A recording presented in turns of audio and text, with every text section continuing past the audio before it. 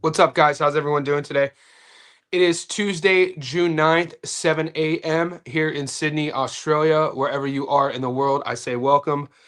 Cold here. I'm going to be talking about the weather for the next few months because here in Sydney, we forget we have amnesia that it kind of gets cold. I'm not talking Youngstown, Ohio cold. It doesn't snow. But anyway, hats on, growing beards, growing long hair, trying to stay warm, sort of type of cold. For me, at least. Hopefully, everyone's doing well. Guys, we're going to go over. This is a little bit earlier than normal because I'm going to do 2 live streams every day this week.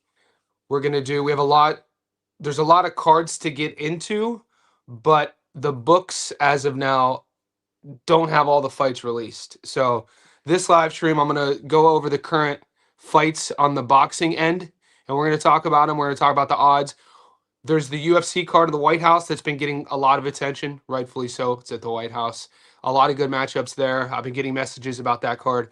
So right now, my book is only showing me 7 of the 12 UFC fights. I know where I'm leaning on those fights, but I'm going to wait a couple days to see how I'm going to use those fights, okay? Boxing, there's one pick I've already put money on. If you guys are JSB insiders, check the YouTube members only post. And if you're a Patreon, it's up in the Patreon. It pays plus 110. And I'm just waiting for props. So we're also gonna I think Julius, one of our JSB insiders, is gonna come on this live stream. So if you guys aren't in the Discord, if you're not supporting the channel, it's a couple bucks a month. Become a JSB insider today. Click that link. I'll keep it pinned in the comments section. And we're going to get into this. All right, let me just get that out. I'm going to say what's up to the boys. 2 minutes in, we got 15 of you guys in here. It's going to be nice. There's going to be a lot of money on the table this weekend. I'm going to play it much more conservative this weekend. I was a little bit reckless last week because the week before I won, it's the biggest hit I've ever done. And, it's still, like I always said, it's a learning curve for me, understanding everybody's different. Our community, we're approaching 525 JSB insiders. And so one of my biggest take home points, one of the biggest lessons were that I have to always keep in mind there are many different type of gamblers. There are many different type of bettors here in our community. There are everything from entertainment bettors who just love the sport of boxing, which got me into it, of the betting side. There's guys who just bet on boxing just to stay in tune with what's going on in the sport. 25 bucks here, 50 bucks here. And then on the other end of the spectrum, there's guys, and these are the ones who message me privately, who are spending like 20, 30, $40,000 on fights. Those, if that is our line of betting, conceptually, you're going to have many different styles of betting. Okay. The way I went about my picks last week, I mean, I've never won more money the week before. Because of that, I felt like I was playing with house money. So I was being way more reckless. And I kind of disregarded some of the guys who were playing with a little bit more heavier of a bank. So that's where I'm getting better. Just keeping all of that in mind, keeping it basic, still giving you only plus money tickets, getting back to our roots. And yeah, we got our eyes on the prize. So one of my big heavy hitters, who messages me, those picks hit, and I didn't give those out publicly. So like I said, there, if you guys are out there and you're judging, I wouldn't judge anybody, by the way. I don't judge how you bet. I don't judge how you gamble. Bankroll matters. The only thing I ask from you is don't gamble on sport. Don't gamble to get rich. That's all. I really mean that. Don't, and this is coming from an empathetic place, from my life experience in the past living in Vegas. I don't want you guys as part of my community. I don't. If you're gambling to get rich, because these are the type of people who really it becomes really toxic. And our community, this is about boxing. It's fun to bet and it's fun to win, and we win a lot. But I don't need that sort of negativity, that sort of hatred, that sort of addiction around me. I'm just being real with you, okay? So that being said, and some of you guys were salty about, you were really confident in your breakdown of Jack Massey. I mean, I tell you guys every week, I'm not confident in any of my picks. whether I go 7 for 7 or 1 for 7. The minute I'm confident in telling you where to put your money, I'm bullshitting you. Nobody, we're not fortune tellers. We don't know how this is going to go. And if you watch the Massey fight, he was winning until he wasn't. But I never told you on a live stream I was confident that he was going to win. I've never once said I'm confident this guy's going to win. I give you my reads. I give you what I see. That's about it. So the one thing I will always do is pull you up on it. And I hold myself accountable. I take pride in being transparent. You guys see all of my wins. You see all of my losses because I show you all of my tickets. Okay. The insiders, the public. Now, the non-JSB insiders, they only see the wins. The JSB insiders, before the fights, you see all my tickets. That's from my betting app with transaction numbers. So when I lose, I take a fucking beating. You know what I'm saying? So keep that in mind. I'm shoulder to shoulder with you boys. We're in the trenches together. This, though, 6 minutes in, is my favorite part of the week. This is film study week. Another thing, this is great. Dude, we learn way more through the losses than the wins. That's life experience. If you're in our group and you're not providing value, this might rub you the wrong way. What I'm about to say here. If you're in our group and you're just tailing bets, I don't want you. Like, if I want you to support our community, I want you to support me, I want you to support boxing, I want you to support our channel. It's a couple bucks a month. If you're getting the wrong impression that you're just gonna, it's $6 a month, whatever it is, $5 a month in Australia, that you think this is a quick way to get rich because I'm some oracle and you could just copy my tickets and expect to win week in and week out. That's not what I'm doing here. That's deducing my effort down to such a minuscule point to where I don't want your $5 a month. I don't care. I'd rather have people who are contributing, giving leans, film study. I get it, not everybody has enough time, but we have some savages in our group. The guys in our group who do all of those things add enough value for our group alone. So I get the guys who don't have time and you want to peek in to see where the leans are. That's fine. But the ones who that we don't know your names, and then when we lose, you come out of the woodwork to troll, our moderators will just kick you out because you're not adding value. That's anything in your life, in your relationships, your family, your career, your day-to-day, your mind, your body. Add value. Don't just leech. Nobody wants to be around leeches. All right. Julius is going to come through. I'm going to start talking. What's up? Guys, there's 32 of you in here. There's 8. We're 8 minutes in, just like the video. Julius is one of our JSB insiders. I sent him the link. We'll see if he comes through. I'm going to say what's up to everybody. The boys are in the chat. Yeah, we're good. I'll see you in a half hour. I got you.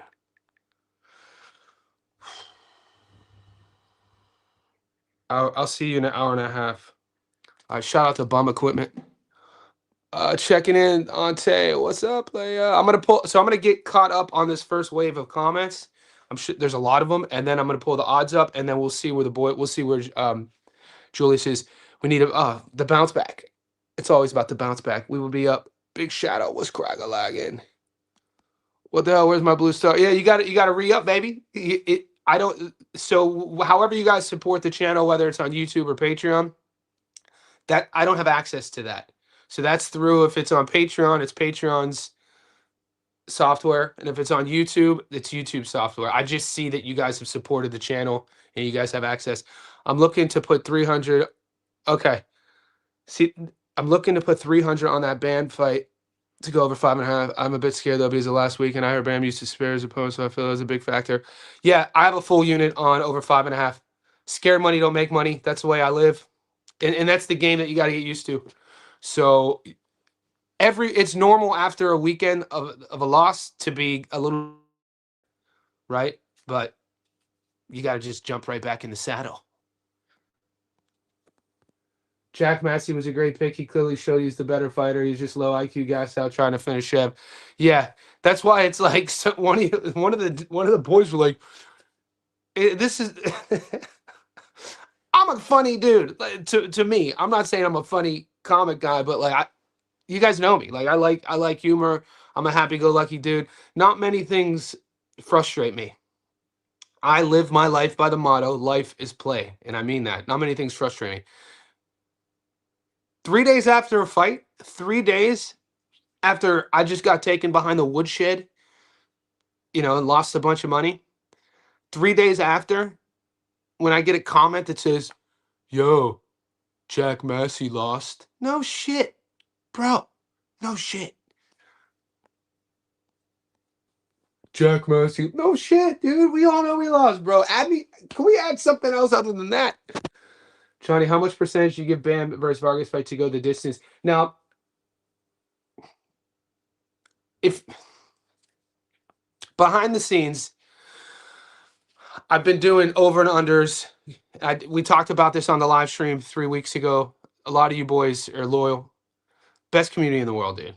Dude, 100%. And this is why I get frustrated when our work gets deduced down to a missing a bet or winning a bet, because our community does so much more than that.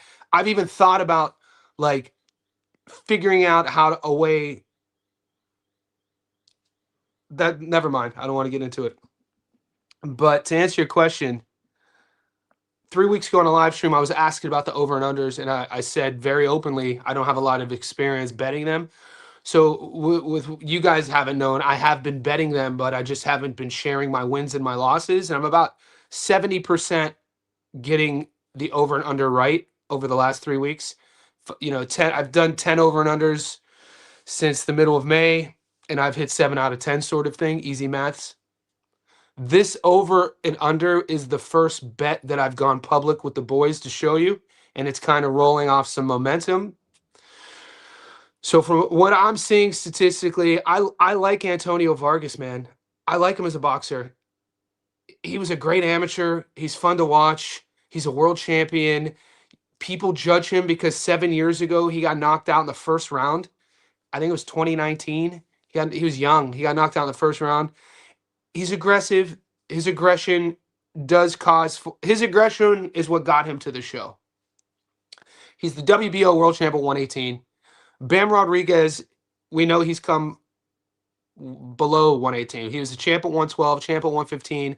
He's vying to become a 3 division world champion by fighting Vargas. Vargas is about, an inch or so taller than him, the naturally bigger guy.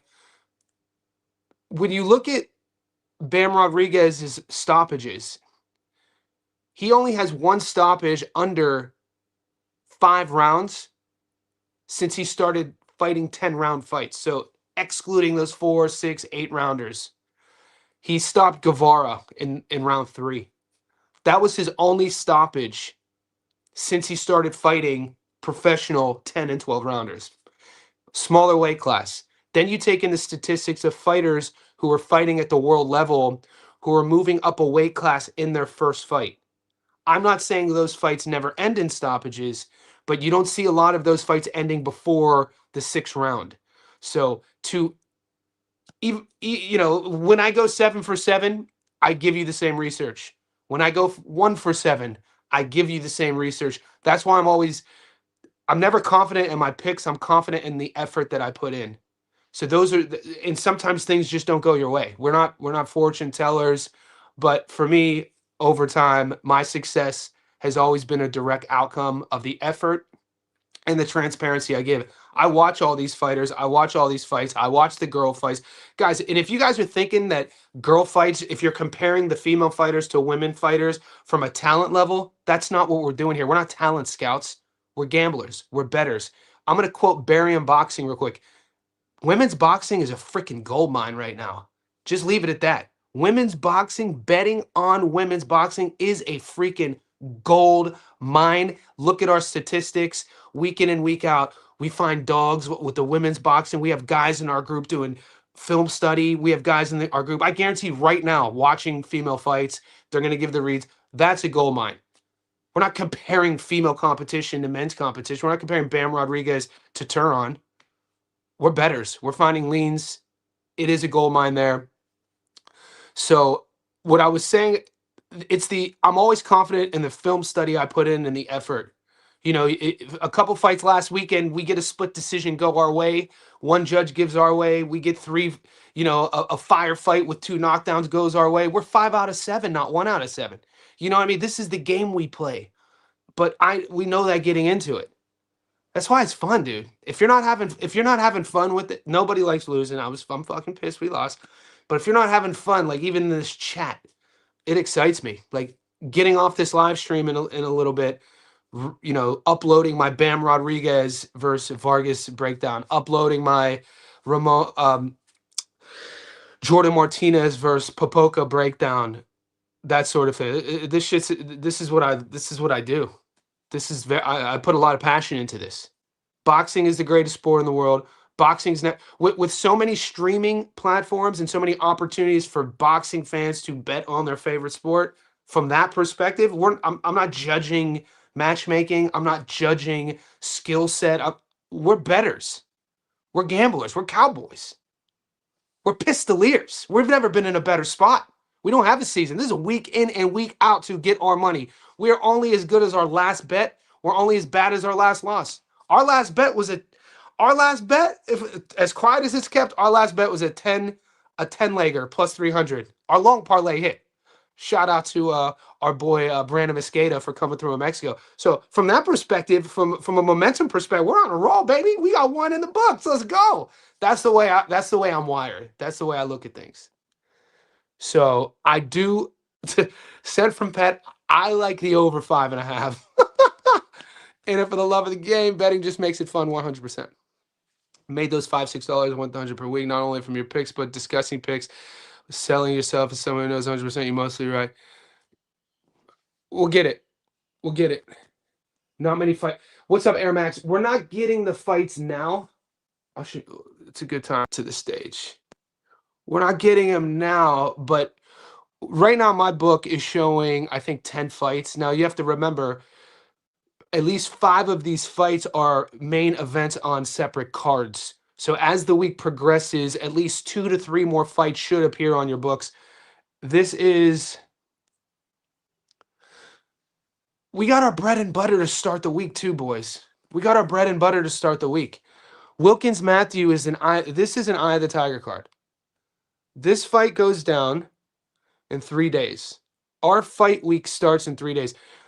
I should also mention, Game 3 of the NBA Finals starts in 3 hours. If you're in our Discord, I'm putting up my prop bet because we're not just a boxing Discord, we're professional sports. And the World Cup starts on Friday. And I'm putting my props up in the soccer channel. But boxing starts Friday, my Friday in Australia. So today is Tuesday at 7:15 a.m. The Eye of the Tiger starts Friday at 12:30 p.m. So we have all of Tuesday to film study, Wednesday, Thursday, about 72 hours. The Eye of the Tiger cards treat us really well. These odds are okay. I'm hoping for props to open on this. Wilkins Matthew is the French Canadian. Wilkins Matthew is a pretty fun prospect. I think he's 15-0, 16-0, coming out of that Montreal, Quebec scene, Montreal, Canada scene. So there'll be 3 other fights there, at least 3 other fights on that card. So you have the females at MVP. This is the hard-hitting Turkish girl fighting Gabriel Tellez. Shout out to Barry Unboxing. He's currently taping this for us right now. I think he might be on holiday and he's doing film study. Dude's a savage. This is an interesting fight. I need to get to Adrian Rodriguez versus Terrazza. Tiara Brown. I think this might be Tiara's first fight since she came to Australia. She might have had 1 fight since, but Tiara is the girl who came down to Brisbane and took Sky Nicholson's belt. So, you know, Tiara Brown money line, Tiara Brown on points, that sort of thing. Bermudez versus Surio. I have to look into this fight. I'm not going to sit here and pretend I know both of these fighters, but I'll look into it. This is the one. This is one that's interesting. We covered and streamed this fight a couple months ago. But Jordan Martinez was a 6-1 dog going into their first fight. The first fight ended in a draw. Martinez dropped Cardenas early, and then Cardenas struggled with Jordan Martinez's speed. Okay. As the fight went on, I don't think Arturo ever looked. Arturo never looked comfortable to me. I thought Martinez won this fight by at least 2 rounds. The fight was a draw, and now we're getting the rematch. Off the top of my memory, it wasn't just Jordan Martinez's speed, it was his determination, it was his confidence, and it was the crowd. That crowd was insane. He was a hometown kid fighting in, I think, Glendale, maybe, Arizona. This fight is in Arizona. So I still don't know where I'm going. I don't know where I'm going. It'll be a fun one. This would be a fun one. This would be one of those like 50-50 fights like last week with um, Kenneth Lover versus Angeletti. 50-50 fights are always fun to break down. They're always fun to gamble on. They're always stressful. So whichever way I lean, if I'm taking Jordan as the dog and I get him at plus money, I'm going to just have him on one ticket. If I take Cardenas at 190, I'll probably go Cardenas on points plus 170 on maybe a double. But we got time. I'll get into that. We'll get into the specifics. I'm going to watch the second half of that fight. And I still need to rewatch the entire thing. Jordan Martinez's speed, his confidence. There wasn't one moment where Martinez felt like he was a 6-1 dog. That's what I remember watching. And a confident fighter is a dangerous fighter. And getting the draw, he definitely thinks he won that fight. You know what I'm saying? So it's not like Cardenas did anything to deter the confidence of Martinez. O'Shea Jones, this fight's, I think, at 154. She has a good following, good background. We've seen her fight before multiple times. $1.34. Look, these odds are close. I gotta familiarize myself with Ella Carenza at only plus 270. Some of the boys in our Discord are kind of flirting with the idea that Ella might be live here. So I do need to look into this fight. The odds are good there.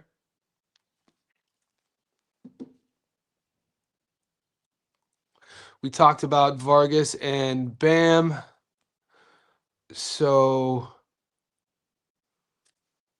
look, moving up weight classes, even as a puncher, you can only move up so many weight classes. I'm not saying that Bam has reached his peak. He's still young. He's still growing. He just now looks like a man.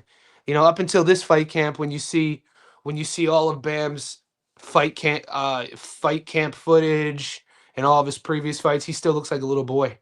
This one, you could tell he's growing into his man physicality. The face is changing. He looks much more matured. He's talking on the microphone much more, which is great. He's never really been that big on the mic, but I think Matchroom is doing a more detailed job with getting his personality out to the fans, because at this stage of the game, you'd have to think Bam Rodriguez could be carrying the mantle of boxing on his shoulders for the next decade. That's what they think. We'll see.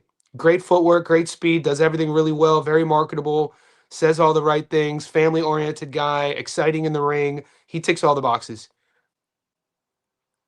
So my play right now, and I might do another play, is that fight to go over 5.5, and it's at plus money.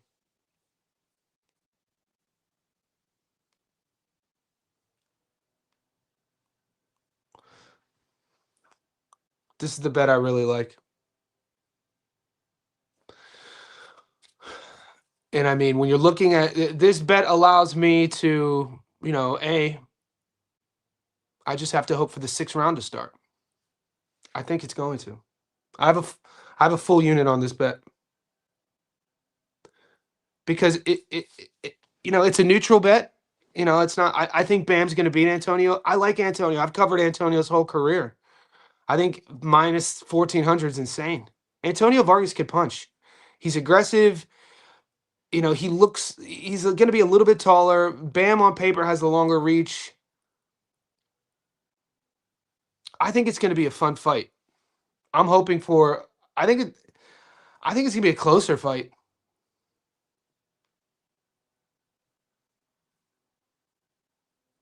minus 1,300 is insane. I don't think that. I think that's insane. So how am I going to bet you with these odds? You can't bet Bam on the money line. You can't even bet Bam on knockout.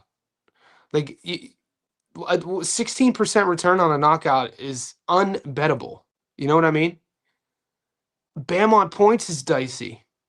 Bam. So that plus money bet to go over 5.5. I already explained it to you guys with statistics. I've dropped 3 stats on why that fight goes over 5.5, and you could double your money. I think it's well worth it. I think that is a great value play, and I think it's very plausible that this fight goes to the 6th round. This Wiley from the Discord, bro, got to touch on the topic. Bam on points and minus. Oh, what's up, Wiley? Best weight transfer 119. Got to touch on this. Yeah, I think we touched on it. Bam on points. Yeah, Bam on points plus 550. It's a value play. No one's playing it. Everybody thinks Jesse's just going to go in there and starch Vargas. Vargas is a world champion. UFC card is all politics. Everyone be careful. Yeah. Yeah. I mean, you got so full transparency. One of our sharps, one of the sharps has my I guess he wouldn't be a sharp. I guess he would be a whale. He bets like $50,000 on these bets. He messages me the fight list for the UFC.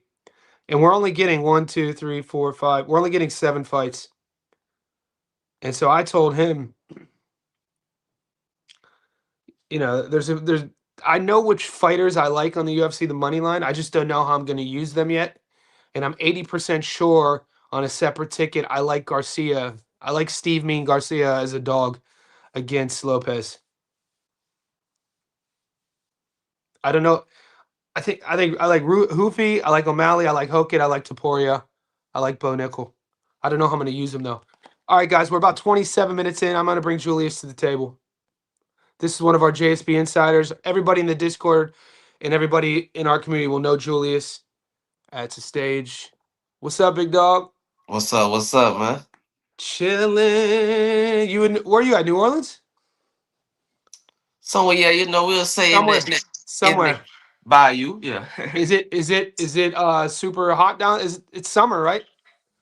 Yeah, it's summer, but my house, it's winter. You know what I'm saying? Got to Okay. keep that aircon on. Got to keep that aircon on. So what's cracking, man? You messaged me earlier in the Discord. You said you wanted to chop it up. What fight do you want me to pull up? Which one specifically? I'll pull up the odds. Well, right now, like I didn't watch what you previously said. I just got on, It's all but good. Yeah. plus 400 this week. Vargas, Vargas and Bam going the distance. The more I Okay. look at it, Yep. So this is the tip. This is the fight Julius is talking about. You could keep going. You could riff on this. well, like if you look at Bam's record, I'm not saying that is padded by no means, but most of his stoppages are coming against boxers in their later stage, in their mid 30s, late 30s. Even Puma, he was 35. Okay, and but if you go look back, that when he competed against Mexican fighters, particularly in their 20s, Vasquez, the guy who broke his jaw, he goes the distance. And in both those fights, he was plus 500 or greater to go the distance. So I'm seeing a pattern that the odds makers are putting too much value in stopping. I'm not no dis, and I think Cafu is good, but he's not. His stoppages against the Thai fighter. Forgot his name. Stopped Roman Gonzalez. Mm-hmm. Uh, the stoppage against Caveira, he was in his late 30s. Var. Yep. Estrada, late 30s. Yep. Puma, late 30s. You see what I'm saying? And Yep. Cafu's only one, but he took 10 rounds to stop Cafu. Yeah. Okay. So to piggyback off your point, just to let everybody know, These are Bam's last five fights. He fights Puma Martinez, stops him in the 10th. He fights Cafu, stops him in the 10th. He fights Guevara, stops him in the third. Estrada stops him in the seventh. Sonny Edwards stops him in the ninth. And then he went the distance with Hernandez in 2023. And so, also here's another point. Since Bam started fighting 10-round fights, 10 and 12-round fights a few years ago, he only has one stoppage before the fourth round, and that was against Guevara, an older guy, and that was at I think that was at 115. I mean, this is his first fight at 118. He's fighting a real champion in Antonio Vargas who could punch. There's going to be some hesitation of filling out process. Bam's not a guy who just runs in there recklessly. Vargas going to be a little bit taller. I think people are sleeping on Vargas. I'm not saying Vargas. I think Vargas is going to be more competitive than people think. This see this how I view it, right? This similar to what I was saying when I was talking about in the chat when I was talking about LaRon Richards. Mhm. Even Ron Richards and Vargas are to me very similar. Both are Olympians with one stoppage loss, and people keep harping on those one stoppage losses. Uh huh. However, both of them you cannot say do not have a great pedigree. Okay, like I said, you Both can good amateurs. both world class amateurs. Uh I huh. will put this to make Team America is Mm. not the same as making Team Yugoslavia. Like Yeah. to make team is not the same as making Team Canada. Making Exactly. making Team USA. It's not Dominican. Like people are all like if you're a Dominican Olympian, no offense to the DR, it's a baseball nation. You know what I'm saying? Like no, it's not the same as being an American Olympian. Like we got more champions from New York City than whole countries, you know what I'm saying? So I Yes. say and both Bam and Vargas were on Team USA at the same time. So people don't talk about that. There is a little sim I can so I feel like Vargas is looking at this similar to LaRon Richards, that people counting me out, thinking I'm going there and get stopped it. But they not underestimating that like Richards was an IBO champion. I do put some stock in it a little bit, and Vargas is a champion. He's a full blown champion at Yep. 118. And Yep. man, Bam coming up from 105, man. I'm just saying he Hmm. coming up from 105. Yes. You know, he ain't coming up from 108, he coming up from 105. So I'm saying at some The- point his power It was going to diminish. exactly. And then when you even if you want to use other statistics from other weight classes, moving up a new division for your first fight in a new division, fighting for a world title in that first fight in a new division, you don't see that fight end in stoppages a lot. Benavidez, when you look at David going up from super middle to light heavy, or to light heavy initially from 68 to 75, he wasn't getting stoppages. You don't see, it's not a normal thing to just go continuously go up. You're going to reach a ceiling. Yeah, that's one thing. Like that fight right there. I would say the plays. I don't. They don't have the odds now, but in the chat, we kind of know how the odds going to be, right? We know when they're going to drop. So when they do drop heavily, I will go on over 5.5 for those who do have a little more bankroll. Yeah, Now, and if it's yes, I will go and I will go under 0.5 knockdowns. I don't think he's going to knock him down. I think if he do stop him, it's going to be um a corner stoppage or a referee. Like I would wherever if when the odds drop on that, I think that's going to be good too. Under 0.5 knockdowns. And this, I'm in the distance. You know, these are players with more juice on it for those who, want a little more risky. But yeah, I will go over 5.5 for those who have alternate line books like I do, over 6.5, over seven yeah. and a half. So right now, to take a look at that, alternate rounds. Yeah, so this is my book is doing the over 5.5. So for the over 5.5 to hit, that fight has to go into the end of the sixth round, right? Mm. Yeah, so it's not like round five's over, your bet is hit. Round six has to go at least into what, the last 90 seconds for that to hit? Has to has to be the sixth round, 1 minute 30.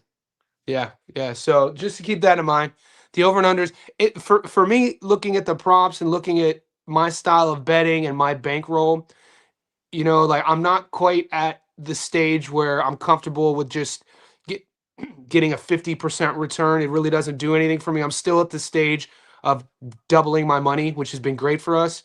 So on this specific fight, the bet that I see is the most playable for a guy with my bankroll who is making my livelihood, doubling my money, is that over 5.5. And I'm will and with everything we spoke, we're getting at plus 105, plus 110 over 5.5 in a world title fight in a division Bam's never fought at against a real world champion, Antonio Vargas, who's young, who's strong. Vargas gets stopped 7 years ago when he was 21 years old in a first round, one of these first round knockouts where, we've seen it happen time and time again. He didn't take a lot of damage. It was sort of like, I don't want to call a one punch knockout a fluke, but he got stopped early and that was that. Since then, he had one draw in his last fight and he's been kind of sparkling since. Yeah. Let's Heck, see what you think. are you Yep. on the fight that I recently Matthew versus Falco? Yeah, before we get to Matthew, I want you to answer some of the chat's questions. Gil, he's our moderator. So guys, if you're in our Discord, you have any questions, you want things to be added, or you have any suggestions about how to make our Discord better, at Gil. Gil says, Johnny, how would you see Vargas versus Cafu going for Bam fight comparison? Julius, you got a comment on that? We saw what happened with Cafu and Bam. What do you think Vargas versus Cafu would look like? At 118? Well, okay, that would be Cafu moving up. That And would I be think, Cafu moving up. You yes, got to mention that. I think Vargas, it'd be uh, Vargas UD. But Cafu's world is a world level fighter, but I do believe Vargas, right now, who's the best bantamweight, Tsumi, like it's a I would small. take I would take Vargas over Cafu. I think Vargas would be too much. What you I what, I think Vargas over Cafu would be my play. I think Vargas would beat Cafu for sure at 118 with Vargas's speed, his power, how he fights, his style. It's weird how some people because depending on how good of a week or how bad of a week somebody had done, the goalposts will move. Like there's fight weeks where I'll break down Antonio Vargas and people will talk about him as like a puncher who's dangerous, who's a world champion, who'll give anybody fits at 18. And then there's fight weeks, he Vargas fights, and now people are talking about these are the same people. He's punchy, he's chinny. Like it's like, hold on. What this is the guy who's the full world champion, a 118 WBO guy who only has one blemish, if you're not including the draw in his last fight. So it's interesting. the thing about Vargas that I see, this is where I would say this. He's not a multi-weight divisional champion. I think Mm. if he goes up, he gonna get stopped. That's what I see. They and Bantam, yes, but he doesn't have what Bam has had, the He's ability. already he's already 29 years old too. You got to think Vargas is in his natural full grown weight class. Yeah, yeah. He's like this is he could make. I don't believe he could make 115. So I think this Yeah. is this is the. So I'm saying he gonna have a lot of. But he gonna have a lot of size on Bam, man. You know what I'm saying? Bam's not a big guy. Yeah, they list Bam at 5. I've seen Bam listed at 5'4" before. Now I've seen him listed at 5'5.5", and I've seen Vargas listed at 5'6.5". So we'll see. We'll know a lot more in the weigh-ins. But have you been watching any of Bam's interviews this week, or have Uh, you I seen have you seen him on camera? I seen that Matchroom dropped like like a training camp documentary. Would you agree that he's looking like he's growing into his man strength now though? Like this is the first fight camp that he usually looks like a little boy. Smooth face, young, kind of like, and now it's like he has the beard, his facial structure looks like he's changing. So there is that moving up. I mean, if you people really want like the $1.16 to play the knockout, there's no value there. So my play moving forward, and we'll look at the Wilkins Matthew fight that you asked. It's the Eye of the Tiger card. My play, I've already have action on this. I've gone full unit. Is the over 5.5? That's what I'm doing. I got it at plus 110, plus 105. And you said you like the points at plus 400. Yeah, Nice. Are you all in on the points at plus 400?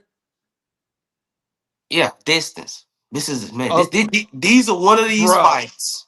These are Li- one. uh, Just like yeah, we gotta look at this pattern, man. When they talking about no distance, I've told you as many times about a lot of fights. We have caught this a lot of times. The Bruce yeah. Carrington going to the first one. When I said Yep. Madrimov, a Yep. lot. Yuri When I Daniel fight going the Richards, distance. we talking about Richards. You talking I'm about call. Jai Yep. Apataya Jai fight. Pataya versus Brandon Glanton going the distance. Yep. These Davis, are all plus 500 bets we're hitting on these things. And so like you bring a lot of good credence to this Nunez. distance play.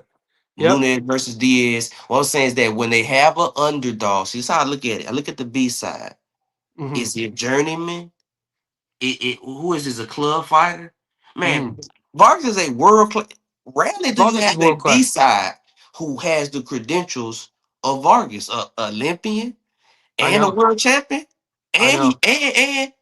he's a Mexican in his 20s. No, Yeah. I'm taking distance. You rarely gonna have a fight like that when the distance is plus Bro, 400.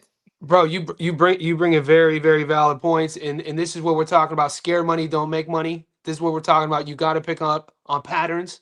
How like everything that Julius just said. These are patterns that we've seen in betting over the last 12 months.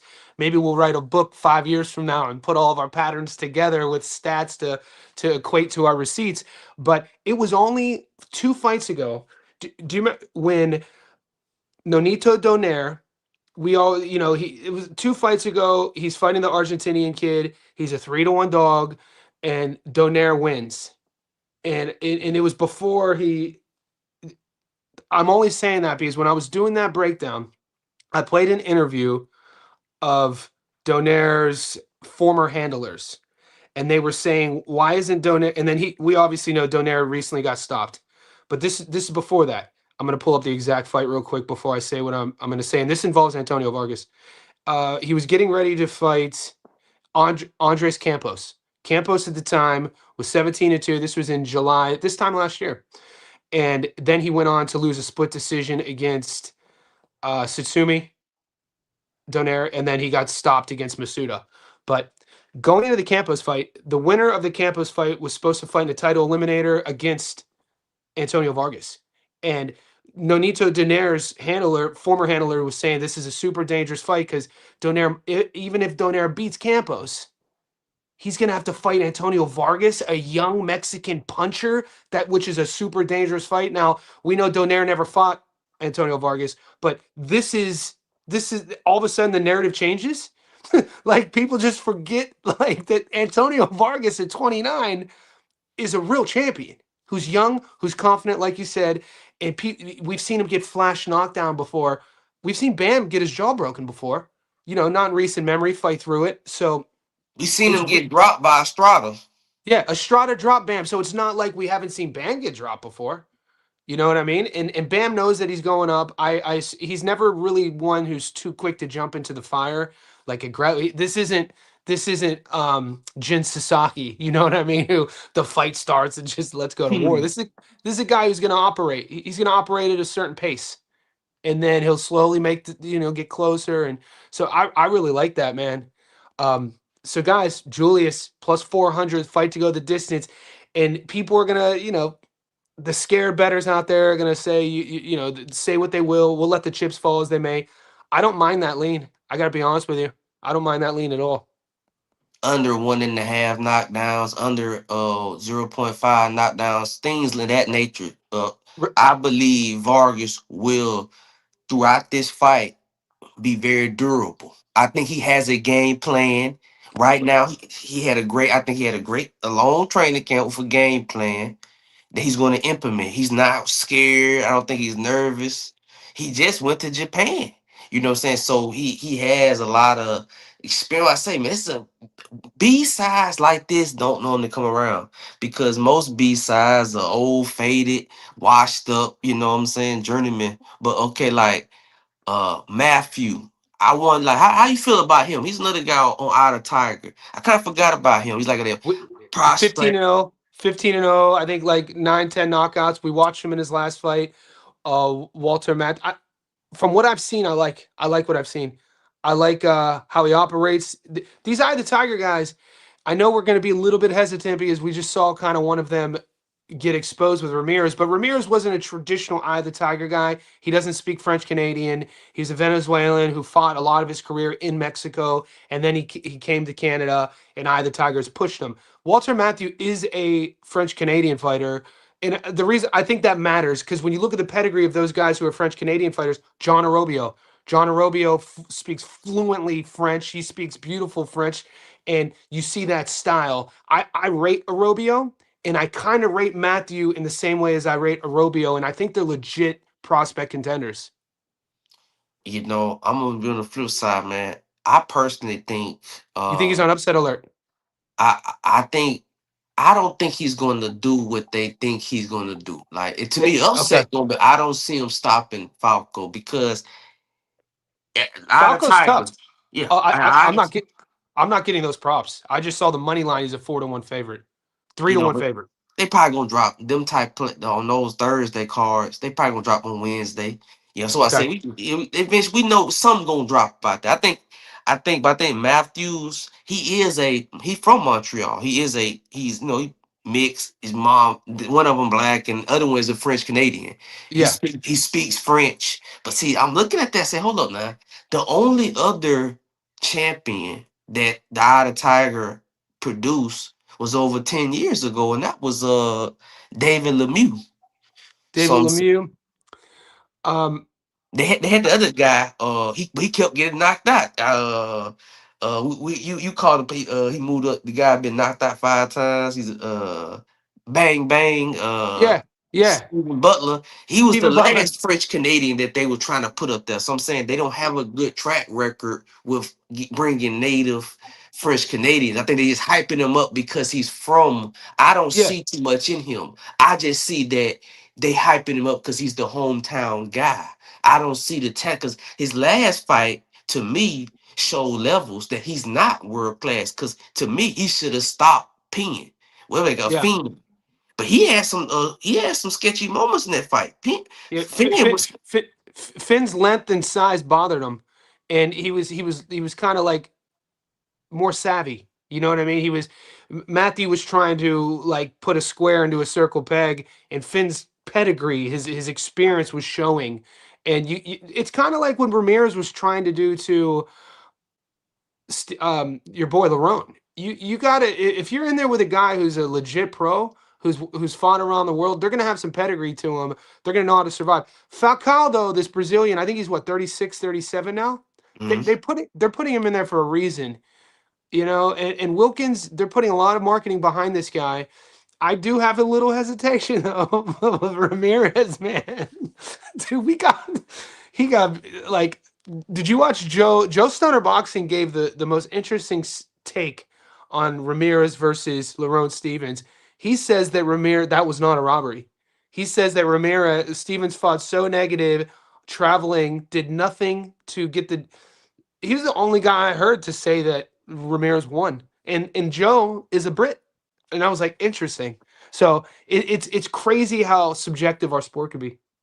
Yeah, I think, see what I try every fight, I go on Box Rec and I print out the bout and I write a storyline for the fight, as well as look at my variables.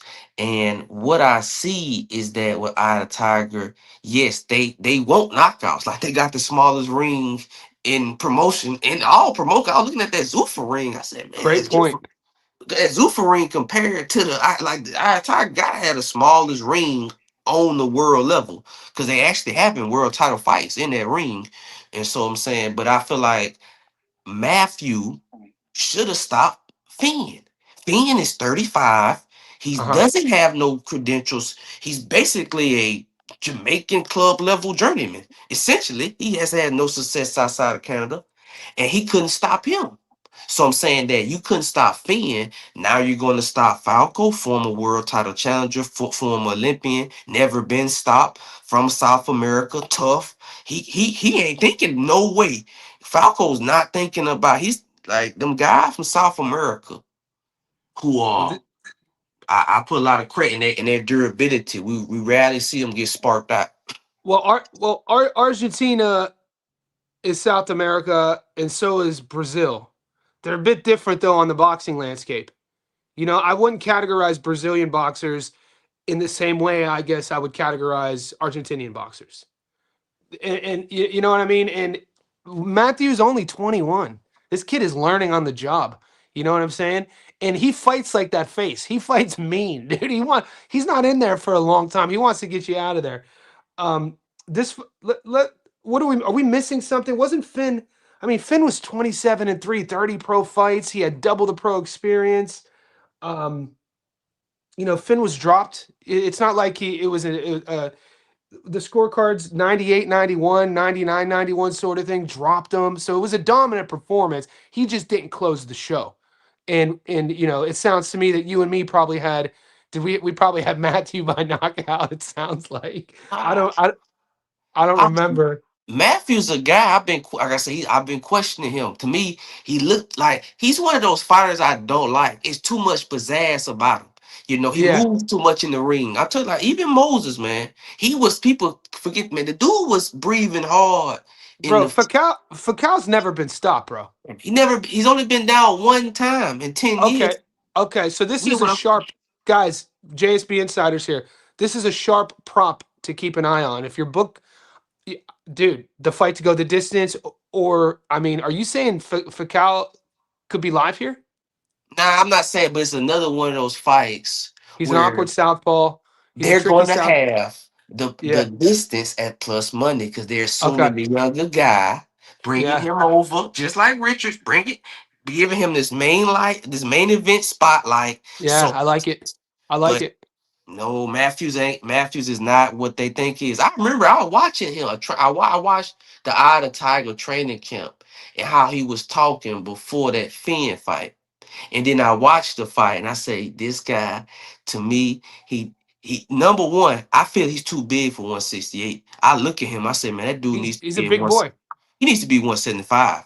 I see Yeah. right now, these are sharp that I'm looking at. He cutting too much weight because I watched him in the camp and I said, this guy, he looking like he could be walking around too. 195, 190. Like he really cutting some weight, you know what I'm saying? So I think that's why I think he did gas in the Finn fight. So I'm always looking at strengths in the B side and chinks Same. in the armor in the favorite. Same. It's similar to what I do as well, especially when the odds don't make sense. I think from a logical reasoning perspective, in anything in life, it's a good way to look at something to try to work yourself to the middle to find a logical conclusion. Is you look at whatever you're arguing, the argumentative point, the B side. Why is he big? Why is he such a big underdog? What are these odds? Are these disrespectful? What does he do well? What is the A side? What does he struggle with? What does he look like recently, and how has he lost? So 32-2, never been stopped. 36 years old, going up against a 21-year-old dude. That's seasoning to me. We got the crab boil out. We got the crab legs, the Old Bay seasoning. Dude, Hmm. I like it. I like the if I get the prop, I'm gonna keep my eyes on it. Like I said, that's the Eye of the Tiger props to drop. They'll usually prop in about 2 days, usually, like you said, a couple days before the fights. Anybody else on that card? I'm only getting that one fight. I think there's somebody else that we've watched on that card that on the Eye of the Tiger card or no? Nah, I mean, I had it's only fight. I haven't really looked into that fight cards. That fight. How, how about Jordan Martinez and Popica? Now, I'm a Have you looked into it? I How did I you remember looking to the first fight, so I have some background on both of them. do you I remember the remember. first? Do you remember how because we streamed this in the Discord? I remember. What's your thoughts on the rematch? What are your thoughts on how the first one was scored? And it's pretty 50-50 right now. Where's your like instinctively lean right now? uh Pocoyo because to me he's one of those fights where he has more in his tool bag to go back and look at and bring to the table. Martinez was surprisingly tough. I mean, he was like a plus 400 underdog, but he's I a had him at young. 6-1. Oh, he's I, okay, six he more. that my books had Martinez as a 6-1 dog, and he came out the gate sprinting. And Early knockdown, the crowd. I was like, when I think about that fight, the two things I remember was Jordan Martinez's hand speed and the crowd. Was like, whoa, this is for a plus for a 6-1 dog. This is crazy. fights like that, fights like that, I normally take the favorite again because I feel like he has more to change in his arsenal. His punch output is more diverse. Um, but I Do, do do think we do have our group does have a rematch to pull from in similar sort of outcomes when we saw, if you guys remember in the first Gucci Flores versus Javier or versus was it who Jorge did Chavez. so Gucci Flores versus Jorge Chavez, the first fight. Jorge Chavez was almost a little more than a 2-1 dog. It was a close fight and it ended up in a draw. And they fight again and the odds slightly flipped. But then Jorge Chavez, the B side, totally looked great against in the rematch. So do you think Martinez? You're saying Arturo Popica's upside, his room for adjustments will be higher, and then what we've seen with Jordan, that version of him is the best version, and Cardenas should be able to make adjustments. Yes, Okay, yeah, okay, that's interesting because whatever side, because Cardenas on points right now is plus 170. That that to me looks like a good bet off jump if you're on Cardenas' side. Cardenas, Robert Garcia fighter. The air of surprise will be removed for Martinez. Cardenas will know about the speed. He'll know about his grittiness, his game, and Cardenas' game planning with should be based around that speed and patience. More countering, catching him coming in, maybe throwing punches, his punch selection. So off jump, who do you like in this fight? Cardenas? yes. Would you just go money line at $1.90? Well, yeah, that fight. Last time I seen was it was even on Yeah. one of my books. So yeah, I'm taking yeah fight like that. Yeah, I'm just taking. I Don't know even get like fancy. Don't yeah. even get fancy. Um, that's Okay. why. And it's one last fight. I haven't seen a lot of people talking about it, but I'm in very intrigued. It's on Sunday. Well, Bomba. Monday. Man, I think it's a passing of the torch, and it's one of these moments where man, Bamba's had a 15-year pro career. It's not some saying like he's been fighting at the top level for the last 10. You can say it's like at some point, You got to fade yeah, him. and you moving up. That's what I don't like. When a older fighter was dominant at one weight class, then goes up and try to dominate another weight class. It's like, well, hold up, man. You already beating the odds by being this 35-year old 34 beating these young guys. Now you moving up again, fighting the undefeated 27-year-old Mexican. And Abraham Perez, I've been looking him up, man. American Golden Glove champion. Was on Team USA. This is why I said, hold up. This is not what I thought. I thought it was just some random tough. No, this dude got some pedigree. He got a game plan. And I watched some of his he has output. That's what I think he can win on, the output. So I I talked about this on my stream yesterday. One of the elements of being a consistently good better a gambler on boxing is knowing when to pull the trigger on a fade. You know what I mean? Like watching so much boxing, you've watched a fighter's entire career. They might be undefeated, they might have a few blemishes, but you could see a degradation in their game. I thought the fade already happened with Bomba. I took Yankee Rivera in that fight, and he proved me wrong. So I'm going into this fight with a little bit of PTSD. I need to look up Abraham Perez. I need to look. I need to watch more of his tape. You got me on volume though, man. I'm always liking a guy who's the younger guy, who's the sort of fresher guy who also has output against a guy who's older, who's been in there with a lot of tread, who's been stopped multiple times. So that's a decent read. I want to just pull up. Perez real quick. What is he? 14-0. He's an Albuquerque guy. 27 years old. 7 knockouts. How about that experience though? What sort of guys does he fight? He's coming off Domingo Herrera. You said his tape looks pretty good? Because I mean, if you go back anywhere past 2025, he's fighting guys who are 7-9, 13-4. Not the end of the world, not the worst resume, but not a lot of guys that jump off of the paper. So you think he's still developing in his style?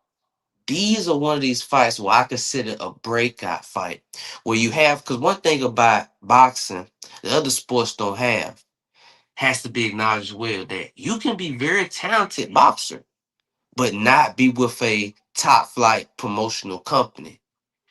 The reason so I'm saying is that this is his moment, and I believe that he has all the ingredients of a fighter. It's like I feel like a passing of the torch moment because I feel like man, you bit like I'm gonna put in perspective. Well, first time I seen Bamba was when he fought Elwin Soto in 2021. He was a plus 1,000 then. I remember then they were saying that he was done, and that Yeah, was 5 years ago. And he yeah. was 32, 31, right? Because he's been pro for a long time. Man, the dude been fighting in Japan 10 years ago for you know what I'm saying? So he's been on the circuit. And I'm just saying, like, look, and see, Yankiel Rivera, he doesn't fight with high volume. He's a very slow pace. He and one thing about Perez, he likes to get on the inside. You know, Rivera is one of those amateurish fighters who never took the inside game. Perez gonna get on the inside, and he, you know what I'm saying? Bomba's coming up. This ain't 108 no more. You on 112, and I just think Rivera was nothing. I just don't think. I just think he was not anything good. I think he's just one of them overhyped guys coming out of Puerto Rico. I didn't think he was that good, so I don't really take that win as so great. I think Okay. they taking that win and putting too much. Uh, Emphasis. yeah. So Gil says, Johnny, keep in mind, Bomba is saying this is a stay busy fight. Bomba is very confident. Do you take any credence in what the fighters are saying going into fight week, Julius? Uh, a little bit, but man, like I said, I told 3D this. I'm gonna give you one fight that I remember that this remind me of. You remember when uh Cotto fought Ali? Mm-hmm. And I remember Cotto, 'cause he was watching the HBO, he was talking about it as a busy fight. But Mm-hmm. again, he was 36, and Ali, he was coming up from 140, and Mm-hmm. Ali was 27. And he just put that youth on him, got in the inside. That's what I see happening, passing the torch. Okay. Interesting take. Gil says Perez tape looks good, but his resume is non-existent. We covered that. They said money line. I think Troy Ozzy on this card.